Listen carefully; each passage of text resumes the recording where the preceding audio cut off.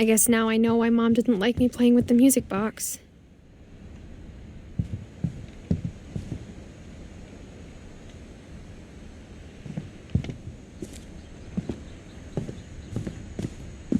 Mom must have locked the third floor stairs on the night we left.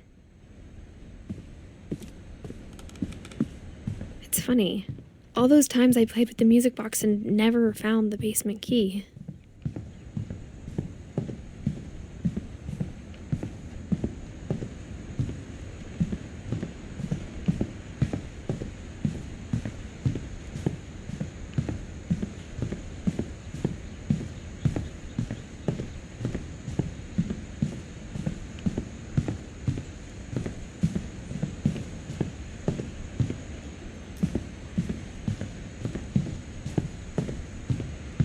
I wonder if that comic was right about there being a key inside the music box near the basement.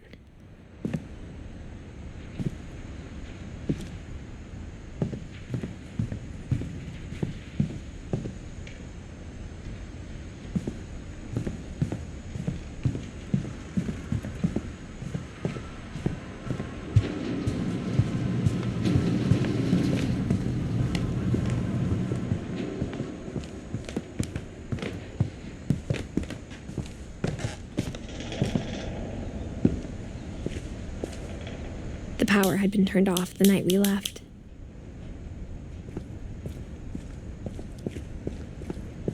Maybe I should go check out that music box down by the basement.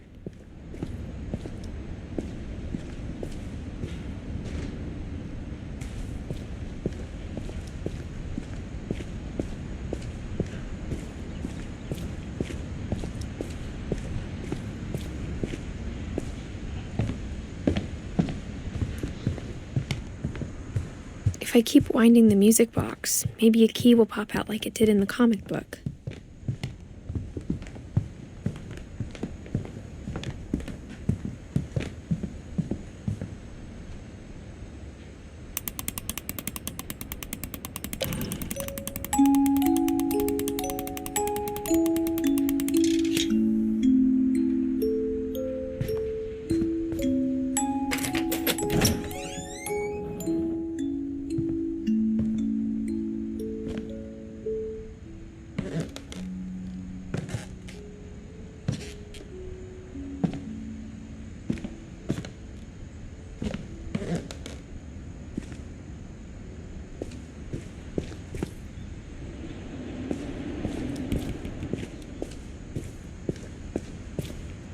Mom said the basement was off limits, unless I wanted another tetanus shot.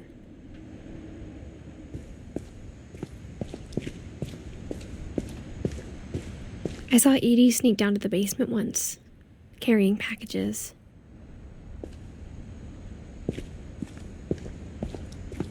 I thought maybe she was hiding presents. It turned out she was hiding a lot more than that.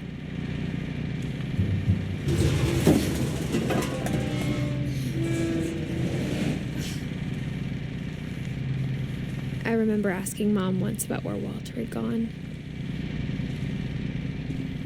She said after Barbara died, he got as far away as he could. If there's a pattern in all these stories, I think it's that none of us has gotten very far.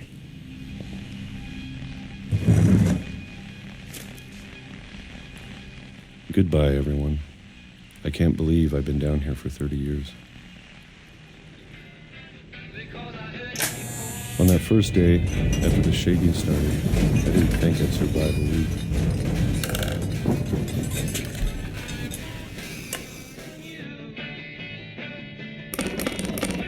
But after a few days, I settled into a routine.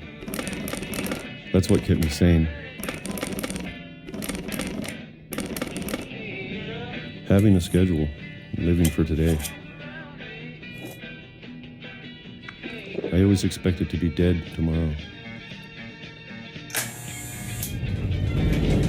But if you wait long enough, you get used to anything.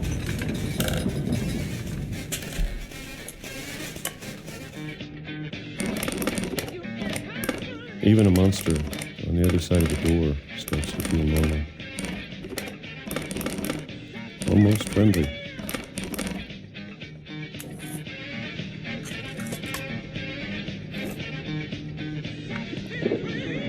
And then one day, everything just stopped. Whatever that thing was, it was gone. Maybe it got tired of waiting. Or maybe I just got tired of being afraid.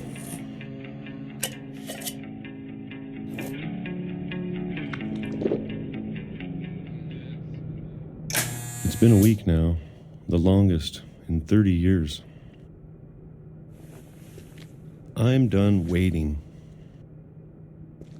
I have to leave while I still can.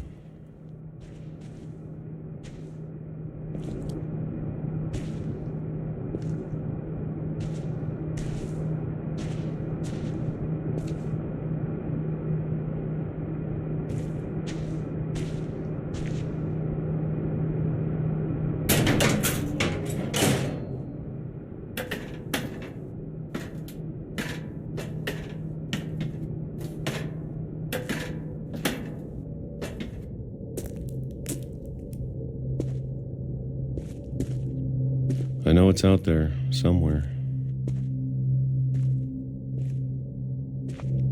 Whatever killed Barbara and Molly and Calvin.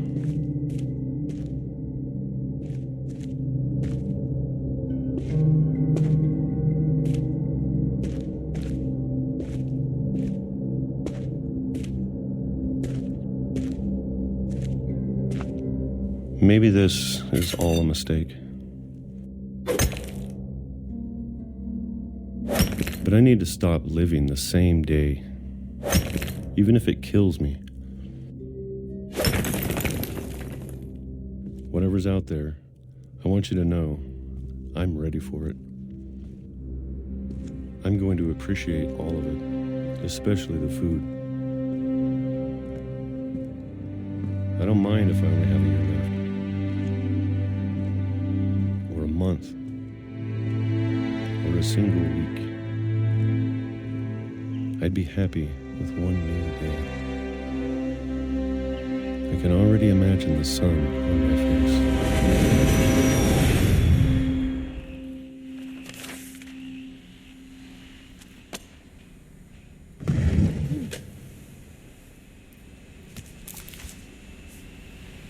Walter died when I was 6. I can't believe my mom never told me he was down here.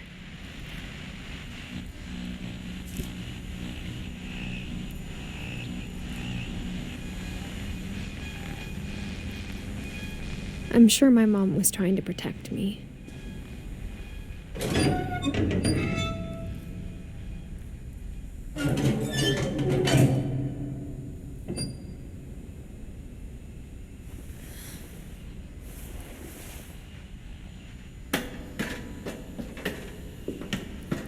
Maybe she was afraid I'd end up like Walter. But if she never told me about an uncle under the house,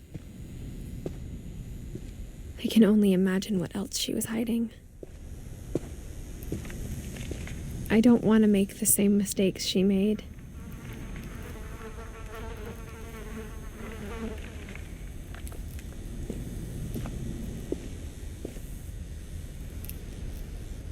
Trying to bury something that's still alive. Now that there's only one of us left, or maybe 2, I thought it was time I heard the stories for myself and found out what happened to everyone else. But now I'm worried the stories themselves might be the problem. Maybe we believed so much in a family curse, we made it real.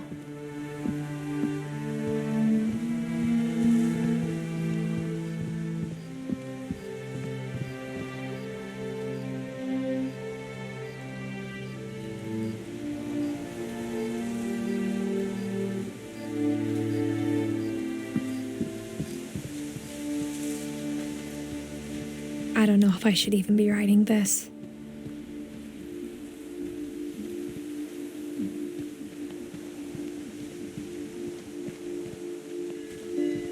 Maybe it'd be better if all this just died with me.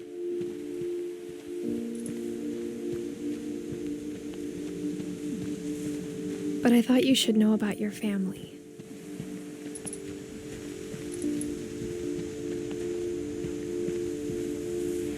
And the history you're a part of.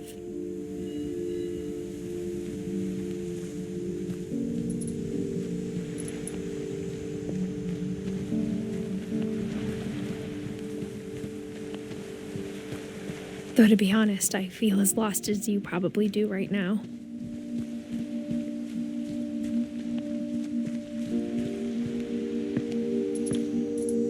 I think the people in these stories believed them, for what that's worth.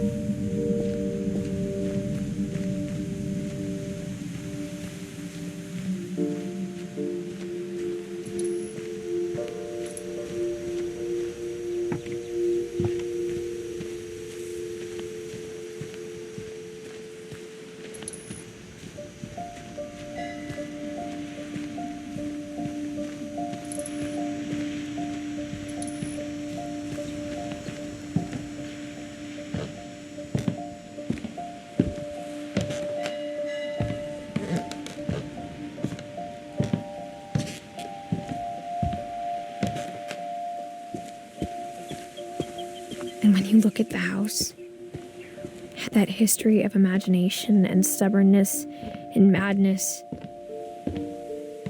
any of it seems possible.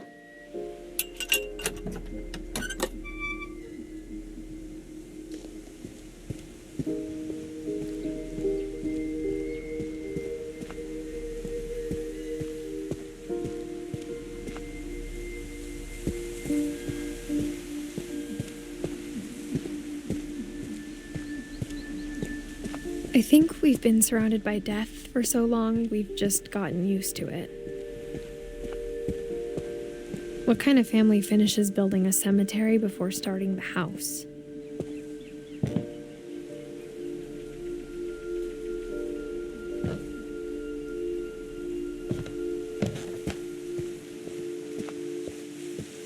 It's embarrassing for me to admit this, but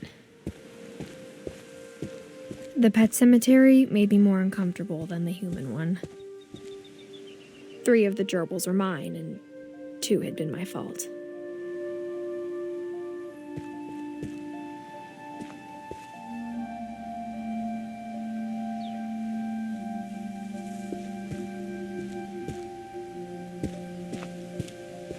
Sven built the house, but it was Edith who designed the cemetery.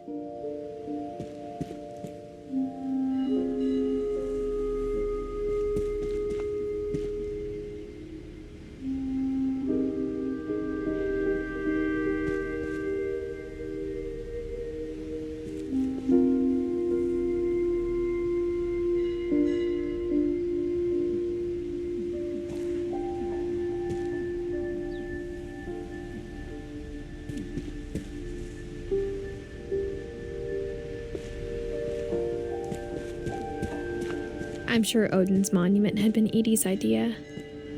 My mom was always trying to move on, but for Edie, the past never went away.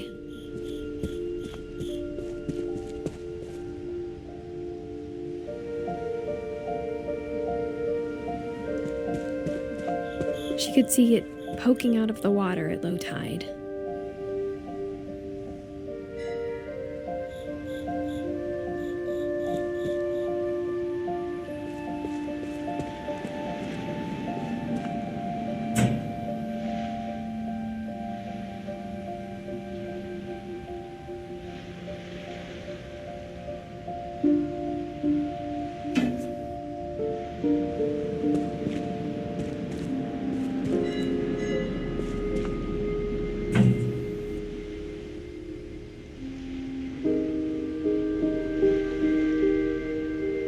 Edie said she dreamed about the old house every night.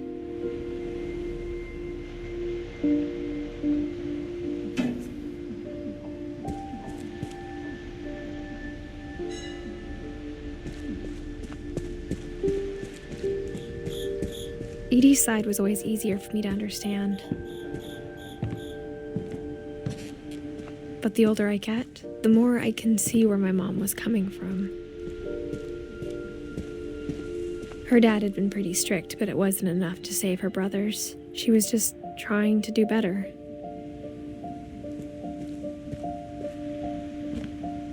She lost 2 of her brothers, just like I did.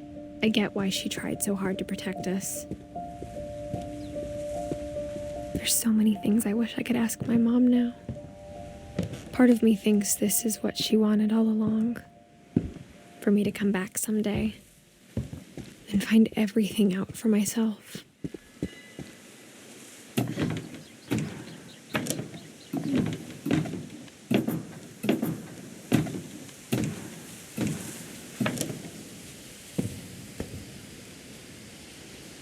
But looking back on it now, if she told me there was going to be so much climbing, I never would have come when I was 22 weeks pregnant.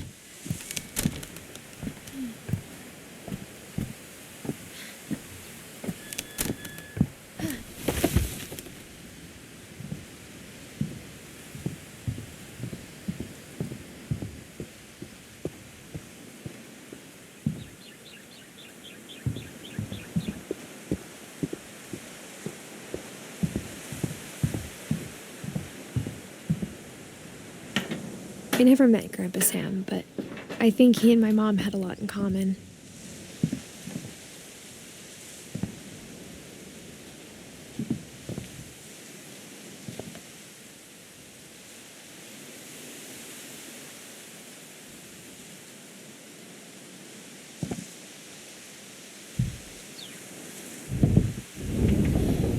They were both pretty intense.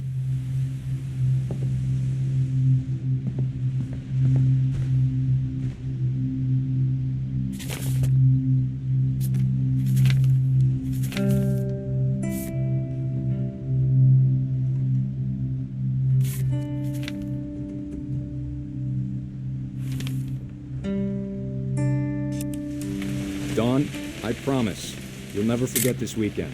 Yes, sir. These memories are gonna last a lifetime. Perfect. It's gonna rain the whole weekend, isn't it?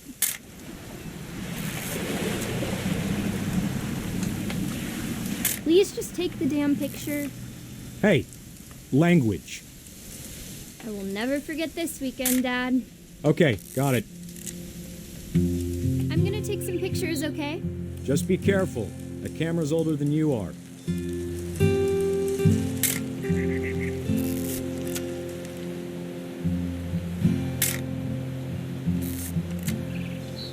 You're right, Dad. It's starting to clear up. Still freezing, though.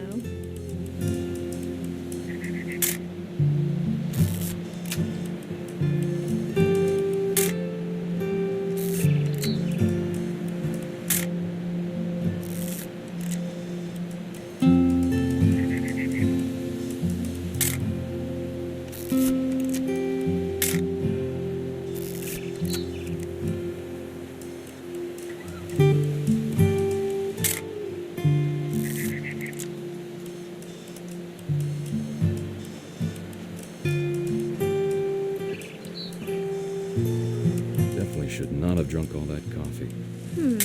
Hey! That's a keeper. Hold still while I take a picture of you.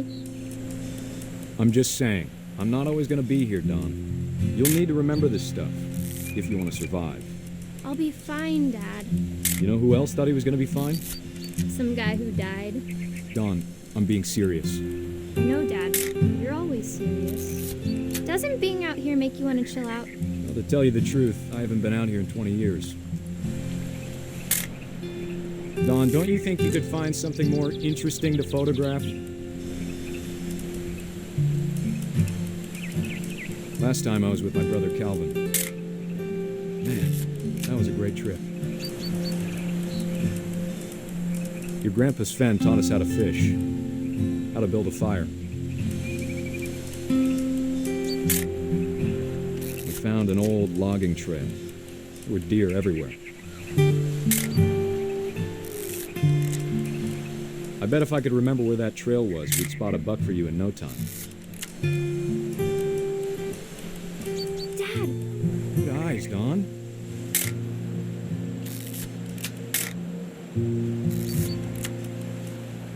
Before you take the shot, let me get a picture of you. Dad, I... Let me get behind you. Do I have to do this? Don, you don't have to do anything, but if you want. Great shot, Don!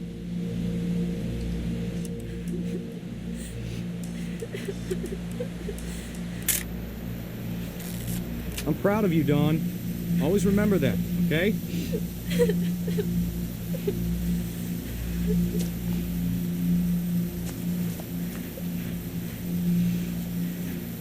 Sorry, Don. Just gotta reset the timer.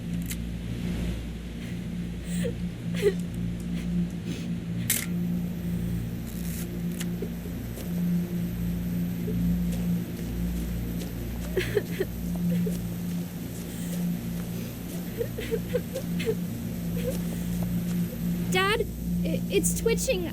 I think That's it's totally normal, Don. Just focus on the camera. Try not to think about... Dad!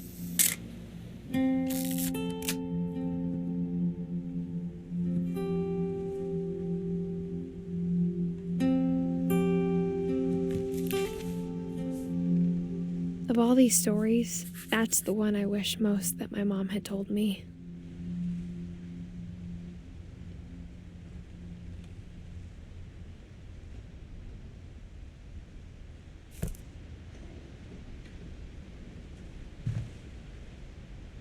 Sam spent his life shooting photos, but Mom said he got nervous being in front of the camera.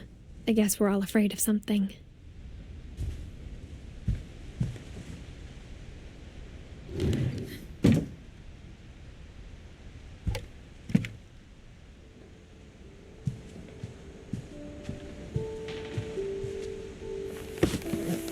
After Sam died, my mom and Edie got really close. They'd both lost a lot.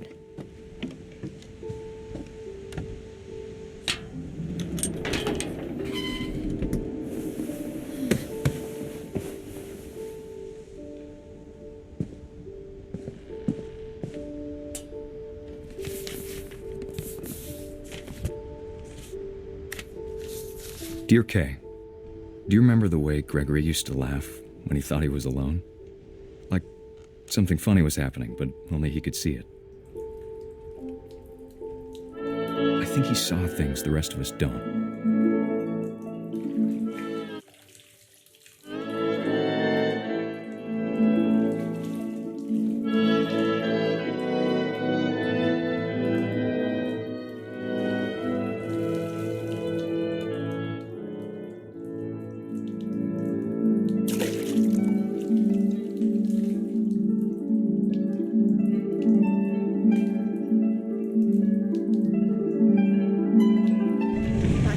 Gregory, it's time to... Hold on, sweetie. Hello? Sam, I told you I don't want to talk right now. I wonder what he saw.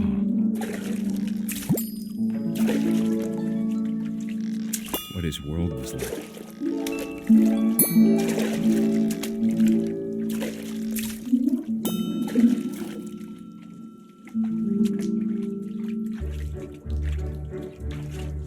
You reminded me so much of Calvin.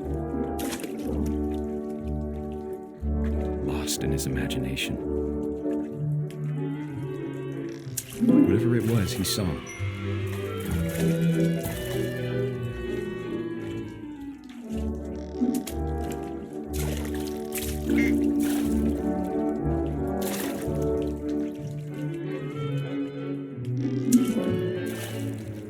It sure made him happy.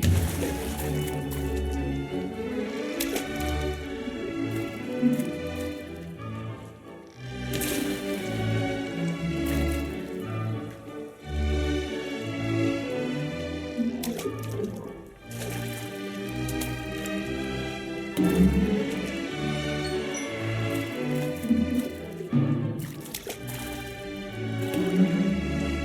know how silly it sounds.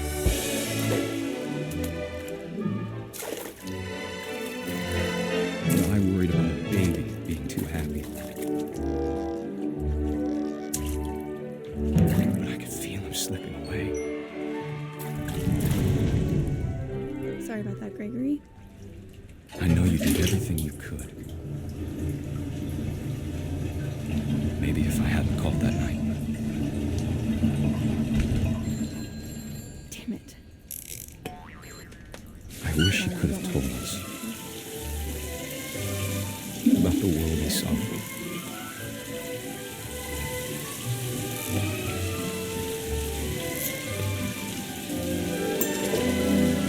There's so much I don't understand about Gregory, about everything.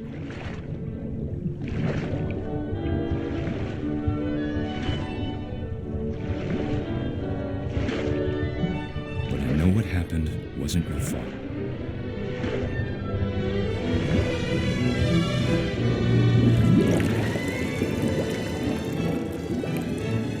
I'm sure he's happy. And he'd want you to be happy too. Good luck, Kay. Love, Sam.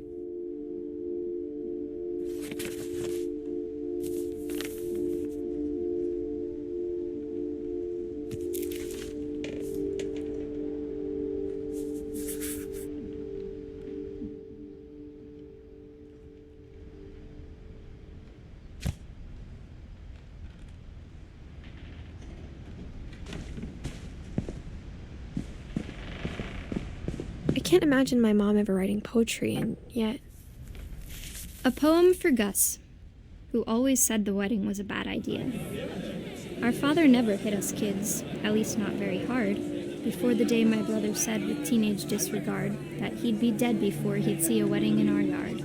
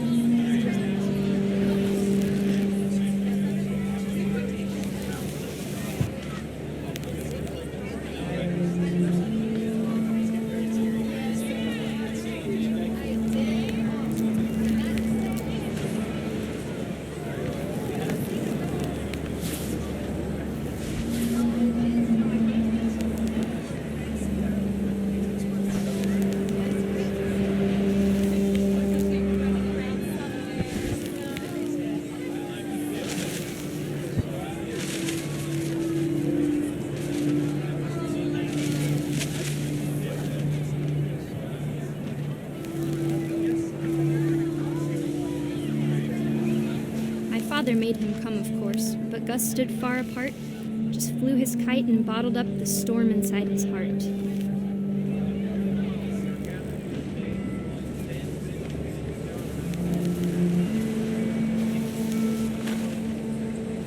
I tried to talk him out of it, but though he'd never met her, "We don't need a stepmom," were the words that I now remembered. pronounce you husband and wife. You may kiss the bride.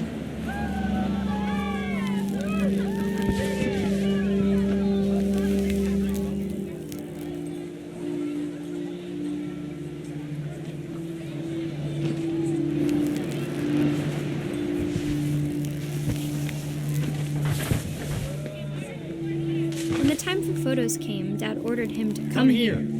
But Gus declined, and as a sign held up his middle finger.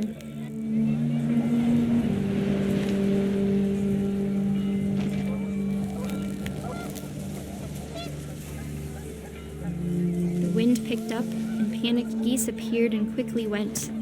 But all the humans did that day was go inside the tent.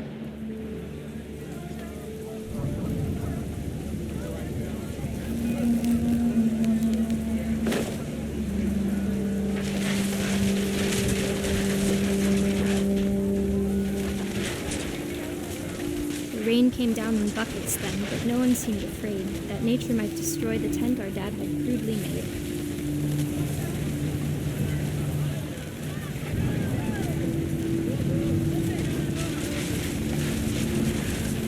thunder sounded much too close and full of angry power. But all my father said to this was, "Make the music louder."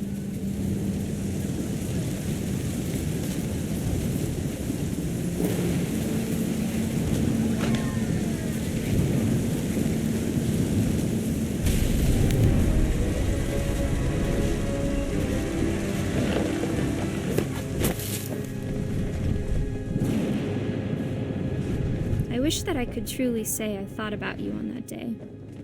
Out there on the beach alone, just you, the wind, the sea, and foam. But I didn't, until we found you.